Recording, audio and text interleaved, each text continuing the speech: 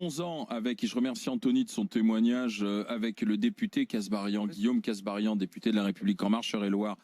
Bonjour, monsieur le député. Bonjour. Vous avez entendu, Anthony dit, moi je compte plus sur la justice, je fais le ménage moi-même. Ce qui arrive à ce monsieur de 88 ans est terrible. On est obligé de remonter jusqu'au ministère quand même pour régler cette histoire.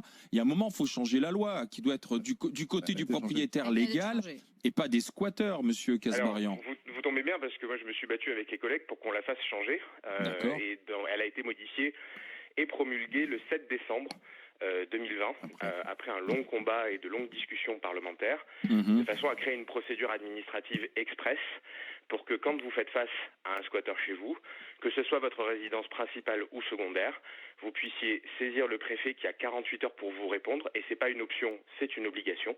Il doit vous répondre. Il ne peut refuser de vous aider que s'il ne s'agit pas réellement d'un squat, et ensuite il met en demeure le squatteur de partir. Ce délai de mise en demeure, il peut être de 24 heures ou 48 heures, et ensuite, immédiatement, les squatteurs sont sortis. Mais c'est une procédure express qui auparavant existait, mais qui ne demandait pas au préfet explicitement de répondre, qui n'était applicable à l'époque qu'aux résidences principales et pas aux résidences secondaires, et dans laquelle les délais n'étaient pas précisés. Là, la loi vient changer, depuis le 7 décembre, cette procédure. Donc moi, j'encourage ceux qui vous écoutent et qui pourraient être victimes de squatteurs dès aujourd'hui à porter plainte, saisir le préfet, avoir la réponse sous 48 heures. Sauf que la loi n'est pas rétroactive, pour bien qu'on comprenne. Ceux qui nous écoutent comprennent bien. Le cas de Roland, voilà, elle ne peut pas s'appliquer au cas de Roland. Bah oui, j'entends le cas de Roland qui est, franchement, je comprends totalement le désarroi de Roland et de ceux qui l'entourent et de ceux qui vous écoutent. J'ai la même, je suis scandalisé moi aussi quand j'entends ça. Je trouve ça absolument lamentable. Roland, lui, il a été squatté en juillet dernier, enfin l'été dernier. Il a porté plainte, il a saisi la justice. La justice a rendu une décision en octobre. Il se trouve qu'en plus la justice a considéré, mais alors ça moi je vais pas commenter la décision du juge, mais le juge vous a pouvez, dit monsieur le député. Grosso modo, il n'y avait pas d'urgence à expulser les squatteurs et qu'il fallait donc leur laisser le bénéfice de la trêve hivernale. Me demandez pas ce que j'en pense, mais en tout cas ça a été la décision judiciaire d'octobre, et donc là il se retrouve malheureusement bloqué. Donc si vous voulez, je suis désolé de ce qui lui arrive. On a changé la loi depuis, encore une fois, depuis décembre elle est promulguée. Si c'était arrivé à Roland aujourd'hui, il aurait pu bénéficier d'une procédure express de la préfecture sans passer par la case judiciaire et sans attendre la trêve hivernale. Je rappelle d'ailleurs que la trêve hivernale ne s'applique pas normalement aux squatteurs. Mais alors pourquoi Pourquoi est-ce que souvent on a des décisions de justice en faveur des squatteurs? Dans le cas de ce monsieur, a considéré qu'il n'y avait pas d'urgence à l'expulsion et a rendu cette décision-là. Moi, si vous voulez, côté législateur, on a modifié la loi. Il y a 3 pouvoirs en France, il faut le rappeler. Il y a l'exécutif qui est en charge d'appliquer la loi, le législatif qui fait la loi et le judiciaire qui juge. Bon, dans le cas de Roland, qui a été squatté avant la nouvelle loi, il a bénéficié d'une décision judiciaire en octobre qui dit oui, il faut expulser les squatteurs, mais pas avec le caractère d'urgence et donc en donnant quelques mois aux squatteurs.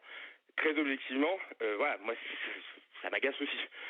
Mais cela dit, je vous le dis, la loi a changé depuis le 7 décembre et donc il ne faut pas hésiter à se saisir du sujet parce que oui, le squat est un scandale, le droit de propriété doit être respecté et il n'y a pas d'excuse au squat. Le droit au logement, ce n'est pas le droit au squat. Je suis très ferme sur le sujet et c'est ce que nous avons dit à l'Assemblée.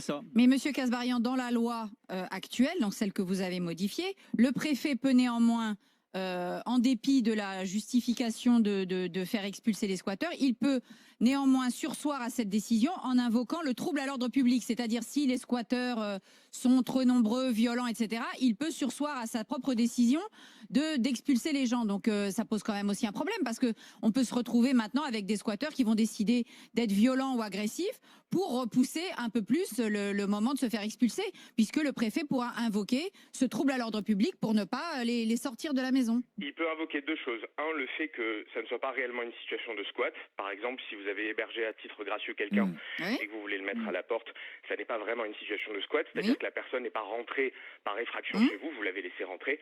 Et donc là, il peut décider que ça n'est pas une situation de squat et que ça ne s'applique pas. Et il peut dire qu'il y a un motif d'intérêt général qui empêche l'application de la loi. Néanmoins, l'esprit de la loi est très clair sur le sujet. Les préfets doivent agir. Ils ont d'ailleurs reçu une circulaire de l'exécutif le mois dernier, des 3 ministères, logement, justice et intérieur, qui les engage à être particulièrement vigilants et actifs sur le sujet et à le faire.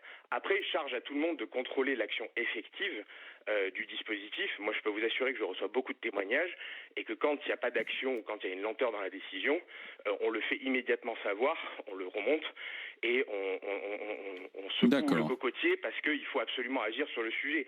On ne peut pas laisser le sentiment qu'il y a une impunité et que notre système judiciaire, législatif, exécutif serait du côté des squatteurs.